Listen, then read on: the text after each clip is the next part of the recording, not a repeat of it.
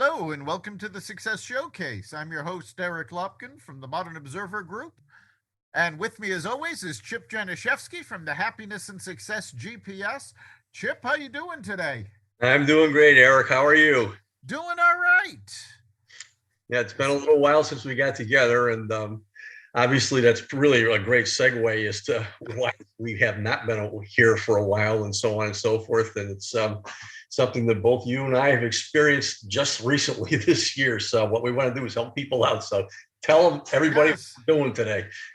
Unfortunately, both Chip and I have recently had losses in our family, and that's what we're going to be talking about. We talk a lot about plan planning with the end in mind when it comes to your business. And that's about being ready to sell the business, making succession plans, things like that. But when it comes to your personal life, people don't like to think about that. And it's actually even more important to plan with the end in mind when you're dealing with life. So, we're going to be talking about some relatively uncomfortable things today, quite frankly. We're going to be talking about the importance of a living will, about having your estate in order, and about making sure that people know what your wishes are. Yeah, and there's two things that I think are very, very important. And number one is to get a really, really good attorney to help you plan your will. And number two is to keep it updated, because the bottom line is that if you do not keep it updated, the people who are left behind, who are executors like I am with my mom's, it would be a nightmare if we hadn't redone that a few years ago to kind of give you guidelines. And basically, Eric talked about a living will as far as um, the person's wishes as far as being kept alive or not, and so on and so forth. And you have to have a power of attorney, to have people do that. But the more you put in what you want in there, the more important it is. It's things like that. It's things like your possessions, because I come from a big family and my mom had a lot of stuff. And so she earmarked a couple of things for a couple of different people. And when we were, you know, done, basically what we did is we actually got a spreadsheet and inventoried everything in there and had people, write stuff down and all that kind of thing. But the more direction that you put in there yourself, as far as what you want, um, that's just so important. So again, get a really good attorney to help you out with the process of doing the will. And number two, keep it updated. And then also number three is, once your loved one has passed, make sure you have that really good attorney helping you out with the process. Because I'll go over a little bit what I've been through now, because my mom passed in May. Unfortunately, we've already sold the house that she owned, but some people have houses, some people don't. And some people have estates that are really, really big value. So there's tax ramifications and so on and so forth. But if not, you have to go through the process of getting probate to say, no, it's not taxable. It's okay for you to do this. And I'll go over, if I get a chance, some of the timing as far as how this stuff goes. Because even though we've sold the house and the money is in the bank, we have to go 6 months after we were appointed as executors before we can start paying siblings, because the creditors have 6 months to file claims. There are things like that that you really have to know. And the last thing I'll talk about before Eric gets going with this is with the state of Connecticut. The first thing my lawyer did was she sent me a link where I downloaded the Probate Court User Guide, Administration of the Decedent's Estates. It's like a 15-page how-tos that walks you through the whole process. So get your hands on that, but have your attorney guide you through the whole thing. So Eric, take over. Yes. Your We're situation is a little different. So yeah, we're going to be talking about a lot of things, but remember two things that are the most important is one, you should have a good attorney to help you through all this.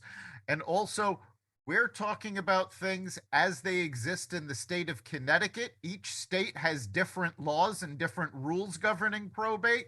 So make sure your attorney is familiar with how things work in your state. And the planning for all of this really does have to start with your living will, and there's more to it. Chip mentioned power of attorney, but there's a couple of documents you really have to have. One of them is the power of attorney, and the power of attorney is primarily for financial matters. You also want to have a healthcare proxy.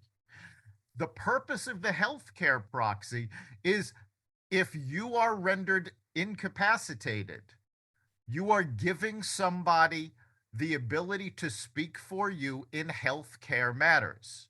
Now, with the healthcare proxy, it is very important that you talk to the person that you are giving the proxy to, put as much detail in as possible, and make sure that your wishes are very clear. Remember, if you're incapacitated, generally the healthcare proxy is handled by a loved one. So they're not in the best shape either because they're dealing with the stress, the grief, the less they have to think about at that time. And the more they're confident that they know exactly what it is you want to happen, the easier the process is on them. So you need to be specific about things like extraordinary measures. Now, that's a very common term in a healthcare proxy. Someone will say they don't want extraordinary measures or they do want extraordinary measures taken to save their life. In a healthcare proxy and a living will, you really need to define what you consider extraordinary measures. Because, and I just went through this as I found in some cases, extraordinary measures are things like putting a patient on a respirator, installing a feeding tube. And for most people, these are extraordinary measures. However, in certain cases, things like CPR can be considered extraordinary measures. So if you're okay with a doctor or a nurse performing CPR on you, but you don't want to reach the point where you have to have a respirator, you need to spell all of this out in the document. This way, your loved ones know exactly what you consider extraordinary measures and what you do and don't want done to keep you alive. And just as important as the conversation, this all needs to be in writing. The person who is managing the healthcare proxy needs to have a copy of this. You, of course, should hold on to a copy of this. You should also, especially if you're, I would say, over the age of 70, 75, give a copy of this to your primary care physician. This way, you're covered when these things happen. And if your primary care physician has this on file, God forbid the person you're relying on to take care of all of this misplaces the document. There's that backup at your physician's so everybody knows what's going on. Yeah, fortunately, I mean, in my mother's scenario, things went very smoothly there. I mean, basically, she was 91 years old, so she had a wonderful life. And she just came down with something before Easter, tested positive, had a little bit of a bad heart. We thought she was getting better and so on and so forth. And she passed away on May 4th. And it happened very, very quickly. That the week before, she was feeling pretty lousy, and she ended up, they had the traveling units as far as being able to treat her at her house, which was just amazing. This was Friday, Saturday. By Sunday night, we had her in the hospital. Unfortunately, she lives right next door to UConn Medical Center, and the floor that they put her on, because they didn't have any other rooms, was on the hospice floor. And sure enough, on Monday morning, she was not responding very well. And my sister Joni and I, who were the co-executors and the power of attorney, that kind of stuff, signed the forms to sign her into hospice right there on the spot where they didn't even have to move her. And this was Monday, and she passed away on Wednesday. And because we got through all of that red tape, a couple of things happened. Number one, it was very, very smooth. We were very, very specific that we just wanted to keep her comfortable, which meant, morphine, no extraordinary thing here and there, and so on and so forth. And basically, that's what happened there. And so there was no extraordinary things going on, and everything went peaceful. And the bottom line is, if you don't have that in place, if we didn't have that in place, then they weren't able to do the hospice thing. There could have been major, major financial ramifications, because Medicare covers the hospice. But if she had stayed in the hospital and it wasn't working out, that would have come right out of the estate to cover any Yep. expenses that we had to pay for. So if you don't have your I's dotted and T's crossed with us, it went very smooth, thankfully, because we did. But I mean, there are a whole lot of hanging things out there where, my mom being 91, we didn't expect her to go when she did, but at 91, we knew that it was inevitable that it was going to happen, sooner rather than later. And, everything went peaceful. For other people, I mean, your situation was more of a shock. So, Right. In my situation, my mother-in-law had a sudden stroke and passed away 3 weeks later. So prior to the stroke, she was healthy. Now, fortunately, we had had the conversation, so we knew what measures she wanted, what measures she didn't, and I did have power of attorney. However, she did not put her health care wishes in writing. So it actually did become a debate between my wife and one of her siblings because my mother-in-law lived with us for 2 years. We knew what she wanted. Her sibling had no idea and just felt they needed to have some say in the matter, even though they didn't know. yeah, I mean, fortunately, again, with me having 6 siblings, one of them was co-executor with me. This all went smooth, but we did have a couple of people questioning this, as far Yep. as whether they could do that and so on and so forth. And everybody has their opinion, and they're all coming from love, but All right. they also don't make sense in a lot of ways, and they're not being reasonable because again, we're all going through stress and grieving and everything else. And so basically, I mean, we actually just said, I mean, this is the way that it is. And we came up with actual evidence as far as why, we needed to just keep mom comfortable rather than try and do something to get her better. Because I did have one sibling that thought that we could possibly do something to prolong her life, and whatever we had to explain to her, no, it basically backed up by medical terminology and this and that, whatever, that this is the way to go. And this is where mom was, and this is what had to be. So it's never easy, but again, the more that you have laid out, so that there's absolutely no question as far as what's going to go on and what the wishes were for the person who's passing. It's so important. And again, yes, it's uncomfortable, but you got to go through it. You got to keep it updated because Exactly. somebody's going to be doing that for us too, and we don't want to leave people with that. Exactly. And what most people don't really think about is they're looking at it as, well, this is something that's going to happen to them, what they want, but the people who are making these decisions are under tremendous stress. They're your loved ones. So, of course, their first knee jerk reaction is, well, what do we do to keep that person alive? How do we keep this person and they're doing it out of love, but that may not be what you wanted. So you do have to make all of these things very clear in terms of care. And of course, there unfortunately in most cases comes a point where the care runs out and we do pass away, and that brings on a whole other set of decisions that have to be due, a lot of which you can actually do ahead of time. And one of those things is actually planning your funeral and letting your loved one know exactly what you want. Do you want to be buried? Do you have a cemetery plot? Do you want to be cremated?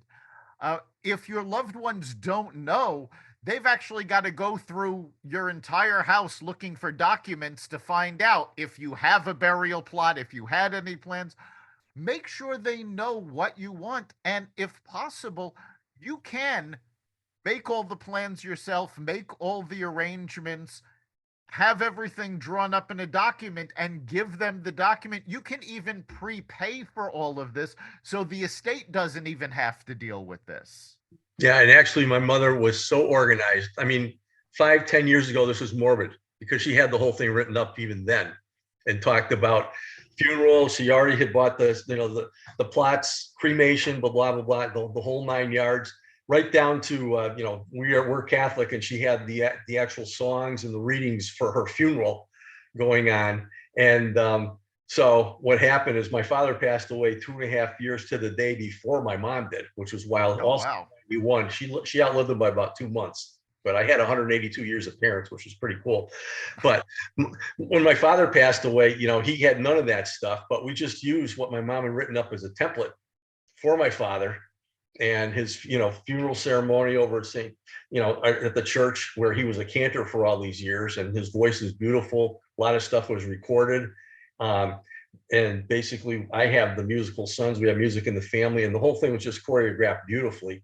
And we did a repeat for my mom when she passed away too. But she had all that done, including she wanted to donate body to science, and she just had a folder with all that stuff in it. So it's really, really important, to talk to people about that. And, the more you can get that organized, again, you're not going to throw it on the executor and the estate who are going to throw their hands up and hope they're doing what you would have wanted to do, but you got to do something anyway. Exactly. It is so important to have all of this stuff set. When my mother passed away, now my father predeceased my mother, and my mother made the arrangements for my father. When it came time for my mother's funeral, unfortunately, she also passed away quicker than expected. So we had meetings set up with the funeral home to do all of this in advance, and she passed away before we could do any of that. So what we did was we took the service she put together for my father and used it for her. We knew this is what she liked because she picked it out in the first place. If you make all of these arrangements, it makes things run so much smoother.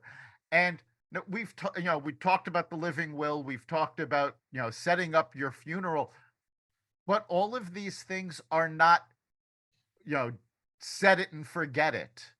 You have to look at these things periodically, as well as your will and your estate plan, and make sure they're up to date.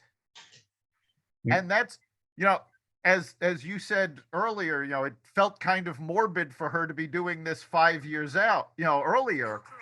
But that's when you need to do this. You need to be doing these things when you're healthy, when you're in the right mind, and it's a whole set. And yes, for all of this, consult an attorney.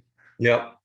No, and my mom, God bless her. I mean, she did it really to take all that onus off of us. So for those of you who are out there who have parents, even if they're not getting that old yet, if they want to sit down with you and talk about that stuff, listen to them and understand that, because it really makes things a whole lot easier. But that's also the way that she wanted things. She knew exactly what she wanted going there. The one thing was the eulogy. She didn't want a eulogy there, but we ended up we said if grandchildren wanted to say something or a little something, can we fit something in there? She kind of said, okay. So we had what was called a non-eulogy tribute to her. And one of the things that my mom was really, really famous for was making cookies. And her name was Grammy. And my daughter-in-law actually made a website for her called grammyscookies.com. And that was the favor when they got married a couple of years ago. And so when she passed away, my son told a story about how when he was in high school, basically the one thing that we would never get embarrassed is if people asked him where are the cookies, because whenever mom came over, his grandma, that's what everybody wanted. So he told a really heartfelt story about that just brought everybody to tears. He did that on Facebook, and we said, can we include that in the service? And he did that, which was amazing. How he kept it dry, I don't know. But I mean, those things are so important, and getting, people involved. If you have a nice big family and you have grandkids and stuff like that, it's just so special. So yeah, sorry, and that's the way it was. And that's also something to keep in mind with the funeral is, people have a very set idea of what a traditional funeral is, but it doesn't have to be that way. When my father-in-law passed away, the memorial, he was cremated, we had a memorial service, and the memorial was just people telling stories. And my favorite one, which I had never heard until the funeral, was my father-in-law worked at Otis Elevator, and he worked on the elevator for the World Trade Center in New York City. Well, while the World Trade Center was going up, he brought his oldest son to the job site and he told his son that they had designed that elevator to be so smooth that they can balance a quarter on its edge and it will stay on its edge as the elevator goes up to the top. And he puts the quarter down and they take the elevator to the top and the quarter does not move. On my brother-in-law's 50th birthday, his father finally told him, "Oh no, we jammed it into a crack in the floorboards. That wasn't real." 50 years he waited, for the punchline to that joke. So they told this story at his memorial, and it was great because people were laughing, people were smiling, people were remembering the good times. Yep. Which is so important because everybody who passes, that's what they want you to do. At least I know that's what my parents wanted to do, and so on and so forth. And again, we were gifted. My father's voice was so beautiful that he recorded things over the years. He used to cantor at St. Tim's in West Hartford for a long, long time, and he used to sing the Our Father, and he had that recorded.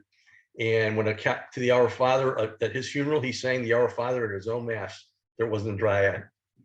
It was just amazing. So, I mean, there's so many different things, and then, memories and so on and so forth. It's great to get the grandkids up talking because absolutely. they are the best. And, sons and daughters too, if it's younger, it's the stories, the more of them, the more you can laugh afterwards. It's really, really so important because it keeps them alive. And, and I know they're not here physically, but they are still alive. So. Absolutely. Now, we've talked about preparing for all of this, but we also need to talk about what happens after you're gone with your will. And the most important thing with your will is that, as I said earlier with the other documents, it's not a static document. You need to revisit it periodically and make sure it's up to date.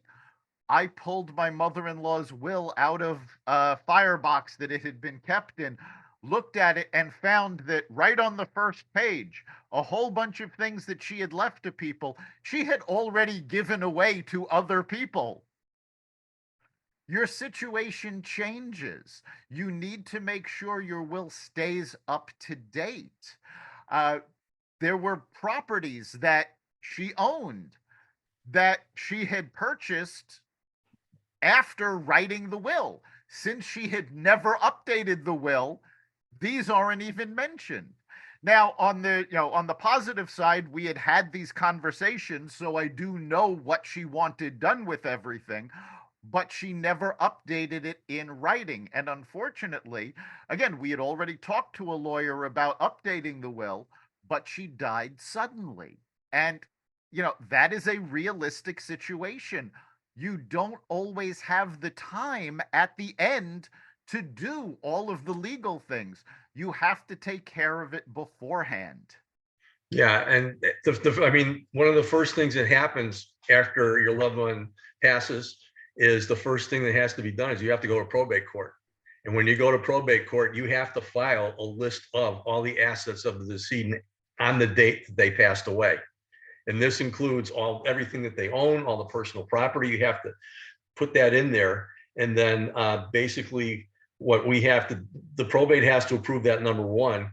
And then what has to be done when we did the probate thing, as far as becoming co-executors, there were a couple of ways of doing that. You could either send things out to everybody on there who was getting something from the will, and they would have to send it back saying it's okay. Or what we did to expedite things is we sent out a letter to everybody saying, basically, if you have a problem with this, file the complaint by X date. And if we don't hear from you, then we are the fiduciaries, my sister and I. And that's basically how we got around that. But you have to have that list of everything. There's all kinds of reports that have to be filed. The probate's got to rubber stamp everything. We sold my mom's house for cash, which was fantastic. And those of you people who had cash deals with houses lately know that you could put a house on the market today and sell it tomorrow and close in 2 days. Well, if it's an estate house, you have to wait, number one, until we're approved as executors. And then number two, is there anything against the house or anything like that?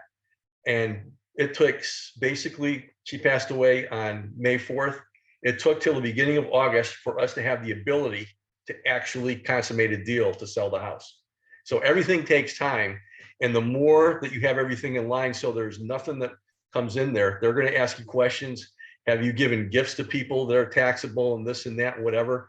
They're going to cover all that different thing just to make sure that the estate is absolutely sound and that everything is perfect. And that's basically what we went through, and everything was in line with us. But if it's not, it could take a long, long time, and you could be sitting on a lot of assets and this and that, whatever, and nothing's going to happen until probate says it's okay to do things. And if you do things ahead of time, the executors are going to be liable for anything if the estate doesn't have the money to cover it. So you got all these different things to think about. Be prepared, get everything done up front. Yeah, it's so much easier to make all of these preparations when you're healthy and happy and you know what's going on, and it's not a pressure situation. Anything you don't take care of in advance, the executor, your loved ones, all have to deal with this, and it adds to the stress. And they're trying to do what you wanted, but again, they may not know. Something else to consider is that you may want to start giving things away or selling them. There was an article in Fortune magazine that talked about this trend. The fact of the matter is, people are finding out that, they've got a lifetime of possessions that's all in their house, and the kids don't want them. So find out ahead of time. If your kids don't want them, make arrangements, sell them in advance, whatever you want to do with them. But if you can get rid of the possessions ahead of time that nobody is going to want, it makes things easier, and it streamlines the whole process, because all of your possessions need to be inventoried after you die.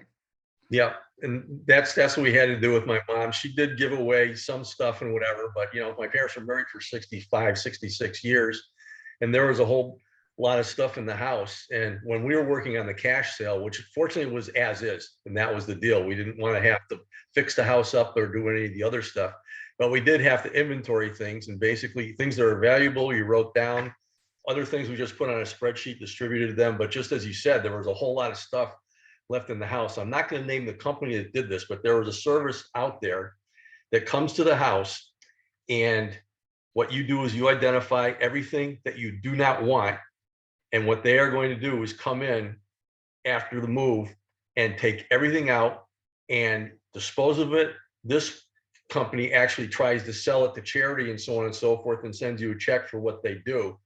But believe me, the stuff that they pulled out of my mom's house in 4 hours, that was there for all these years, was amazing. And they cleaned the whole thing out. And yeah, we're still sitting with things that we just couldn't throw out, old pictures or this or that or whatever.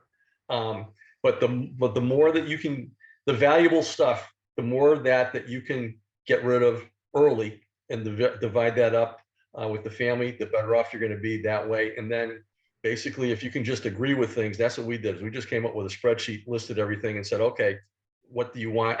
And then if there was a conflict, you tried to just settle it yourself, and it worked out. But if there's a service, no matter where you are, that will come in and get everything out for you, so that you don't have to go through that agony of saying, oh, I don't want to put the decision to somebody else. Go through that, grab what you want, and let somebody else take that. There's services out there that does that, and they're fantastic. Exactly. And again, the whole point of this episode is anything you can do to make your wishes known and to make it easier on those that have to take care of you, it's well worth the time. And speaking of time, we are at the end of ours. So, Chip, what do you think is the big takeaway from this episode? Get your will done, keep it updated, get an attorney to help you out, and basically make the process as easy as possible. And I think that we gave you a lot of great information today. So I'm putting a little bit of plug in for this podcast. Share it with others because there's a lot of really, really, really good information here. Absolutely. I think for the big takeaway for me is prepare in advance and make sure everything is up to date. People don't like talking about these things, but it's important. Stop thinking it's morbid. It's part of life. You're going to have to deal with it. So make sure you're doing it right. You've been listening to the Success Showcase. You can catch every episode at xvadio.com/podcasts, the Apple Podcasts app, Google Podcasts, Spotify, iHeartRadio, Stitcher, Audible, Amazon Music, and wherever you find podcasts. Remember, make this your best week ever and make next week even better. We'll see you then.